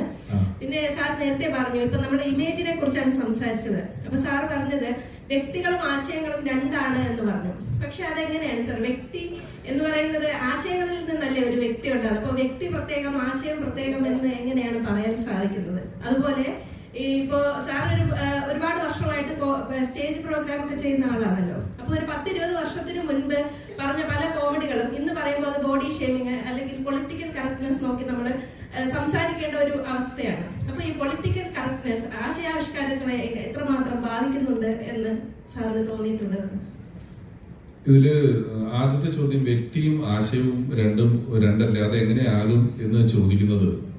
വ്യക്തികളാണ്, വ്യക്തികളിലെ ഈ ആശയങ്ങൾക്ക് നിലനിൽക്കാൻ പറ്റുള്ളൂ. അല്ലാതെ ജീവികളിലോ കല്ലിലോ കട്ടയിലോ ഒന്നും ആശയങ്ങൾ നിൽക്കരുത്. നമ്മൾ ആശയങ്ങൾ പറയുന്നു. പക്ഷെ ഞാനൊരു ആശയവും നിങ്ങളൊരു ആശയവും പേറുന്നുണ്ട് എന്ന കാരണം കൊണ്ട് നമ്മൾ തമ്മിൽ ശത്രുക്കളാവേണ്ട ആവശ്യമില്ല. അത് മനുഷ്യന്റെ ജനറ്റിക്കലി അങ്ങനെ ഒരു സ്വഭാവമുണ്ട്. ഇപ്പം ഐഫോൺ ഉപയോഗിക്കുന്ന ഒരാളും സാംസങ് ഫോൺ ഉപയോഗിക്കുന്ന ഒരാളും എന്നോട് ഞാൻ സാംസങ് ഉപയോഗിക്കുന്നു പറയുന്നത്, ഏതാ ഉപയോഗിക്കുന്ന സാംസങ്, ഞാൻ ഐഫോണാണ്. നീ എന്താ ഐഫോൺ ഉപയോഗിക്കാത്തത്? എനിക്കെന്തോ ഐഫോൺ പറ്റുന്നില്ല. ഞാൻ പറയും, അത് നീ ഒരു 2 ദിവസം ഉപയോഗിച്ച് നോക്കാത്തതുകൊണ്ടാണ്. ഉപയോഗിച്ച് നോക്കിയാൽ പറ്റും. അപ്പോൾ പോസ്റ്റ് പർച്ചേസ് റാഷണലൈസേഷൻ എന്ന് പറയുന്നൊരു കാര്യമുണ്ട്. നമ്മൾ എന്താണോ അതിനുവേണ്ടി നമ്മൾ വാദിക്കുക എന്ന് പറയുന്ന ഒരു സ്ഥലമുണ്ട്. അങ്ങനെ വാദിക്കാതിരുന്നാൽ അവൻ അവന്റെ ആശയത്തിൽ നിന്നോട്ടെ, ഞാൻ എൻ്റെ ആശയത്തിൽ നിന്നോട്ടെ എന്ന് പറഞ്ഞാൽ വ്യക്തിയെയും ആശയത്തിനെയും നമുക്ക് തികച്ചും രണ്ടായിട്ട് തന്നെ കാണാനായിട്ട് പറ്റും. അതിന് കുറച്ചും കൂടെ ഇതിനെയൊക്കെ വൈകാരികമായി കാണാത്ത ഒരു തലം വേണം. നമ്മൾ വികാരം വിചാരം എന്ന് പറയുന്നതിനകത്ത് വിചാരം കയറി തന്നെ നിൽക്കണം. അല്ലാതെ ഈ വികാരങ്ങൾ കൊണ്ട് നമ്മൾ തീരുമാനങ്ങൾ എടുക്കുന്നതുകൊണ്ടാണ് ചിലപ്പം കൊലപാതകങ്ങൾ നടക്കുന്നത്. അല്ലെങ്കിൽ ഇപ്പം രാജീവ് ഗാന്ധി ശിവരശനുമായിട്ടൊരു പ്രശ്നം ഉണ്ടായിരുന്നില്ലല്ലോ. വൈകാരികമായ പ്രശ്നങ്ങൾ ഇതിനകത്ത് ഉണ്ടാകുകയാണ്. അപ്പം വിചാരങ്ങളിൽ വിചാരം കയറി നിന്നാൽ നമുക്ക് വിചാരമാണ് കൂടുതലെങ്കിൽ വ്യക്തിയും ആശയവും നമുക്ക് രണ്ടായിട്ട് തന്നെ കണ്ടുപിടിക്കാൻ പറ്റും. പിന്നെ പൊളിറ്റിക്കൽ കറക്റ്റ്നെസ് എന്ന് പറയുന്നത് ആശയാവിഷ്കാരങ്ങളിൽ സാധിക്കുന്നതിനകത്ത് ഇതിന് നേരത്തെ ഈ കുട്ടി ചോദിച്ച ചോദ്യത്തിന് ഉത്തരം പറഞ്ഞല്ലോ, കുറെ കാര്യങ്ങളൊക്കെ ഒരു മാനദണ്ഡങ്ങളുണ്ട്. ബോഡി ഷെയിം ചെയ്യുന്നതിന് കാര്യങ്ങളൊക്കെ ചിലത് പറയുന്നുണ്ട്. പക്ഷെ അതിനപ്പുറം ഇത് എങ്ങനെയാണ് ഷെയിം ചെയ്യുകയാണോ നമ്മൾ ചെയ്തത്, അഡ്രസ് ചെയ്യുകയാണോ ചെയ്തത് എന്നത് ചിലപ്പോൾ അറിയില്ല. ഒരു അജ്ഞാത ശരീരം ഒരു ഇടത്തുനിന്ന് കിട്ടി, ഇയാളുടെ അടയാളം പണ്ട് പറയുകയാണെങ്കിൽ ഇയാളുടെ തൊലിയുടെ നിറം പറയണം, ഇയാളുടെ വണ്ണത്തെക്കുറിച്ച് പറയണം, ഇയാൾക്ക് എന്തെങ്കിലും കുഴപ്പങ്ങളുണ്ടെങ്കിൽ അത് നമ്മൾ പറയണം. അപ്പൊ അത് പറയുന്നത് ബോഡി ഷെയ്മിങ് അല്ല എന്നുള്ള ബോധ്യം എനിക്കുണ്ടെങ്കിലും ചിലർ അതും തെറ്റിദ്ധരിക്കുന്നുണ്ട്. ഇതിപ്പോ ബോഡി ഉദാഹരണം പറഞ്ഞുകൊണ്ട ജീവിച്ചിരിക്കുന്ന ഒരാളെ അഡ്രസ് ചെയ്യാൻ നമുക്ക് ചിലപ്പോൾ ഒരാളെ കാണാതെ പോയാൽ, ക്രോസ് ചെയ്ത് പോയാൽ പറയേണ്ടി വന്നാൽ പോലും ഇത് തെറ്റിദ്ധരിക്കപ്പെടുന്നുണ്ട്. അല്ലെങ്കിൽ സാമൂഹികമായി ഞാൻ പണ്ട് പറഞ്ഞിട്ടുണ്ട്, ഞാൻ ഇല്ലെന്ന് ഞാൻ പറയുന്നില്ല, പക്ഷെ നമ്മളെ നേരത്തെ പറഞ്ഞാൽ അങ്ങോട്ട് സമൂഹവും ഞാനുമായിട്ടുള്ള കൊടുക്കൽ വാങ്ങുകളിൽ നിന്നുള്ള തിരിച്ചറിവിൽ ഇപ്പോൾ നമ്മളത് ചെയ്യുന്നില്ല, നമ്മളത് പൂർണ്ണമായിട്ടും ഒഴിവാക്കിയിട്ട് തന്നെയാണ് പറയുന്നത്. പക്ഷെ ഇപ്പൊ റേസിസം എന്ന് നമ്മൾ പറയുന്നുണ്ട്, റേസിസം ലോകം മുഴുവൻ അനുഭവിക്കുന്നുണ്ട്. പക്ഷെ ഇപ്പോഴും നോക്കൂ, എന്താണ് നമ്മൾ കറുത്ത നിറത്തെ നമ്മൾ കളിയാക്കരുതെന്ന് പറഞ്ഞാലും എന്തുകൊണ്ടാണ് ഒരു നേതാവ് കരിങ്കൊടി കാണിക്കുന്നത്? എന്തുകൊണ്ടാണ് കരിയോയിൽ നമ്മൾ ഒഴിക്കുന്നത്? എന്തുകൊണ്ടാണ് കള്ളപ്പണത്തിന് ബ്ലാക്ക് മണി എന്നും ബ്ലാക്ക് ടിക്കറ്റ് എന്നും പറയുന്നത്? അപ്പൊ ഇത് ഏതോ കാലത്ത് അങ്ങനെ ഇതിന് ആരോപിച്ച് കിട്ടിയ കുറെ പ്രശ്നങ്ങളുണ്ട്. എല്ലാ നിറങ്ങൾക്കും ഇതുപോലെ സാഫ്രണൈസേഷൻ എന്ന് പറയുന്നു. കവി പണ്ടേ ഉള്ള കളറല്ലേ, നമുക്ക് എന്തെങ്കിലും ചെയ്യാൻ പറ്റുമോ? ഇവിടെയുള്ള കളറുകൾക്കൊക്കെ ആരോപിത മൂല്യങ്ങൾ വരികയാണ്. ആരോപിത മൂല്യം എന്ന് പറഞ്ഞാൽ 100 നോട്ടിന് 100 രൂപയുടെ മൂല്യം ഉണ്ടെന്നുള്ളത് നമ്മൾ ആരോപിച്ചേക്കുന്നത്. ഒരു കുരങ്ങന്റെ മുന്നിൽ ഒരു പഴവും ഒരു 100 രൂപയും വെച്ചാൽ കുരങ്ങൻ പഴം എടുക്കും, കാരണം പഴത്തിന്റെ മൂല്യമുണ്ട്. 100 രൂപയുടെ മൂല്യം നമുക്കേ ഉള്ളൂ. അതുകൊണ്ടാണ് കൊടി, ഒരു പാർട്ടിയുടെ കൊടി ഞാൻ വലിച്ചു കയറി എന്നെ എല്ലാവരും കൂടി ഇടിക്കും. അതൊരു തുണിയാണ് എന്നല്ല, അത് ആ സമയത്ത് ഒരു തുണിയല്ല, അതിനൊരു ആരോപിത മൂല്യം വരുന്നുണ്ട്. അങ്ങനെയുള്ള ഘട്ടങ്ങളിൽ ഇത് ഏതാണ് ഇതിന്റെ അളവുകോലെന്ന് കൃത്യമായിട്ട് നിശ്ചയിക്കപ്പെട്ടിട്ടില്ലാത്തത് കൊണ്ടുള്ള കൺഫ്യൂഷൻ നിലനിൽക്കുന്നുണ്ട്. പക്ഷെ ഇപ്പോഴും നമ്മുടെ നർമ്മം പറഞ്ഞാൽ കൃത്യമായി ഈ പറഞ്ഞ പൊളിറ്റിക്കൽ കറക്റ്റ്നെസ് നോക്കി മറ്റൊരാളെ വേദനിപ്പിക്കാതെ തമാശ പറയുക എന്നുള്ളതാണ് ഏറ്റവും നല്ല കാര്യം എനിക്ക് തോന്നുന്നു. പണ്ട് കലജീവിതം തന്നെ പുസ്തകത്തില് ഹാസ്യ ശുചീകരണം എന്നൊരു അധ്യായമുണ്ട്. അതിന്റെ പുള്ളി പറയുന്നുണ്ട്, നിങ്ങൾ ഏറ്റവും ക്ലോസസ്റ്റ് ആയിട്ടുള്ള ഒരാളോട് നിങ്ങൾ ഈ തമാശ പറഞ്ഞാൽ അത് അവരെ ഹേർട്ട് ചെയ്യില്ല നിങ്ങൾക്ക് ഉറപ്പുണ്ടെങ്കിൽ മാത്രമേ ആ തമാശ നിങ്ങൾ പബ്ലിക്കായിട്ട് വേറെ ആൾക്ക് പറയാൻ പാടുള്ളൂ. അതെ, പുള്ളി പണ്ട് മുതലേ എഴുതി വെച്ചിട്ടുള്ള സാധനം വലിയ പാടാണ് അത്തരം കാര്യങ്ങളൊക്കെ. നമുക്ക് നമ്മുടെ സമയം ഏതാണ്ട് ലാസ്റ്റ് ചോദ്യമാണ്. എന്റെ പേര് തമന്ന. സോ നേരത്തെ പറഞ്ഞ കാര്യത്തിനെ പറ്റി ചോദിക്കാനായിരുന്നു. പൈസ ഉണ്ടാക്കാൻ അറിയാവുന്ന തന്നെ വിജയിപ്പിച്ചിട്ടില്ലേ കാര്യമുള്ളൂ എന്ന് ചോദിച്ചിട്ട്. ഇപ്പം അത് ശരിയാണ്. കാര്യം BMW പോകുന്ന ഒരാൾക്ക് പുറത്ത് വെയിലത്ത് ബസ് കാത്ത് നിന്ന് ബസ് പിടിച്ച് പോകുന്ന ഒരാളുടെ വിഷമം മനസ്സിലാവാൻ അറിയില്ലല്ലോ. ഇപ്പം നമ്മൾ ഇലക്ട് ചെയ്യുന്നത് നമ്മുടെ കൂട്ടത്തിലുള്ള ഒരു റെപ്രസെന്റേറ്റീവ് തന്നെയല്ലേ? ആ ചോദ്യത്തിന് ഉത്തരം പണ്ട് ബസ്സിൽ പോയിരുന്ന ഇപ്പോൾ ബെഞ്ചിൽ പോയിരുന്ന അല്ല, അത്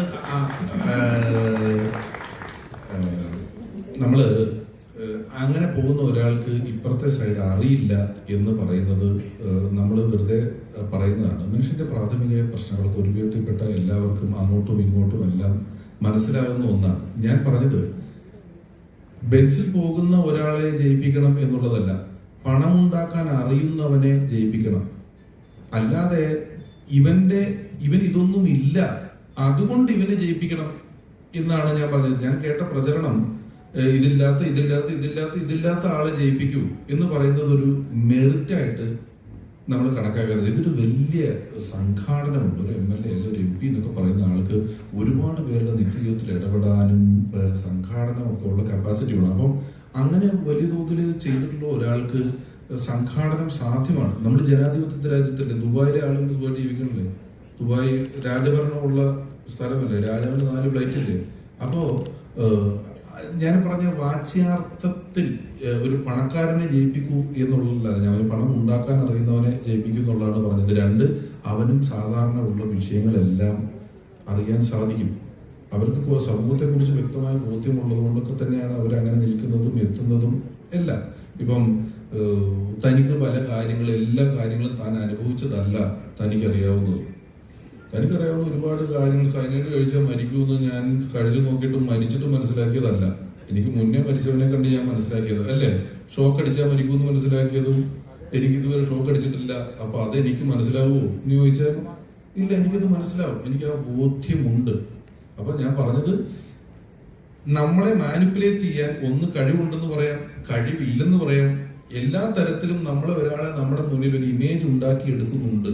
അതിൽ ഒരു ഇമേജ് ഇല്ലാത്തവനെ ജയിപ്പിക്കുന്നു പറയുന്ന ഇമേജാണ്, മറ്റൊന്ന് ഉണ്ട് എന്ന് പറയുന്ന ഇമേജാണ്, ബുദ്ധി ഇല്ല എന്ന് പറയുന്ന ഒരു ഇമേജാണ്, ബുദ്ധി ഉണ്ട് എന്ന് പറയുന്ന ഒരു ഇമേജാണ്. അങ്ങനെ നമ്മുടെ മുന്നിൽ അവതരിപ്പിക്കപ്പെട്ട വ്യക്തിയോ ആശയമോ പ്രസ്ഥാനമോ നമ്മളുടെ മുന്നിൽ അവർ കാണിച്ചു തന്നത് മാത്രമേ നമ്മൾ കണ്ടിട്ടുള്ളൂ. അത് ശരിയാണോ എന്ന് ഒന്നും കൂടി ചിന്തിച്ച ശേഷം നമ്മളുടെ കൺക്ലൂഷൻ എത്തിയാൽ നമുക്ക് എല്ലാവർക്കും ഒരുപോലെ നല്ലതായിരിക്കുന്നതാണ് കവി ഉദ്ദേശിച്ചത്. നമ്മുടെ സമയം അതിക്രമിച്ചിട്ടുണ്ട്. കൺക്ലൂഡ് ചെയ്യാൻ പറ്റുന്നുണ്ട്. ഒരു കാര്യം മൊത്തം പറഞ്ഞോട്ടെ. ഇപ്പൊ നമ്മൾ തുടങ്ങാൻ നേരത്തെ ഒരു ബെർണാഡ് ഷായുടെ കോട്ട് പറഞ്ഞിട്ടുണ്ട്. എന്ത് പറഞ്ഞു എന്നല്ല, ആര് പറഞ്ഞു എന്ന് നമുക്ക് തോന്നുന്നില്ല. ബുദ്ധി ഉണ്ട് എന്നുള്ളതിനേക്കാൾ ബുദ്ധി ഉണ്ട് എന്ന് തോന്നിക്കുന്നതാണ് നല്ലതെന്നാണ് പറഞ്ഞത്. ബെർണാഡ് ഷായുടെ കോട്ട് പറഞ്ഞു. പക്ഷെ അങ്ങനെ ഒരു കാര്യം ബെർണാഡ് ഷാ പറഞ്ഞിട്ടില്ല. ഇതാണ് പറഞ്ഞത്. ഇങ്ങനെ പറയുന്ന കാര്യങ്ങളൊക്കെ നമ്മൾ വിശ്വസിക്കുന്നുണ്ട്. വളരെ നന്ദി കേട്ടോ. ഇത് വളരെ രസകരമായി നമ്മൾ അങ്ങോട്ടും ഇങ്ങോട്ടും സംസാരിച്ചു, കുറെ കാര്യങ്ങൾ പറഞ്ഞു എന്നുള്ളതിനപ്പുറം ഒരു വലിയ ഗൗരവമുള്ള വിഷയമാണ് പറഞ്ഞതെന്നുള്ള അവകാശവാദങ്ങളോ ബോധ്യങ്ങളോ ഞങ്ങൾക്കുമില്ല. നിങ്ങളുടെ വലിയൊരു സമയത്തിന് ഒരുപാട് നന്ദി ഈ അവസരത്തിൽ പറയുന്നു. എല്ലാവർക്കും നന്മകൾ നേരുന്നു. Thank you sir. ഇത്രയും നേരം ചിരിയിലൂടെയും ചിന്തയിലൂടെയും നമ്മളോട് വാർത്തകളും വിശേഷങ്ങളും ഇവിടെ അവസാനിക്കുന്നില്ല. കൂടുതൽ വാർത്തകളും വിശേഷങ്ങളുമായി വീണ്ടും കണ്ടുമുട്ടാം. അതുവരെ ഏവർക്കും നന്ദി, നമസ്കാരം. Bye bye.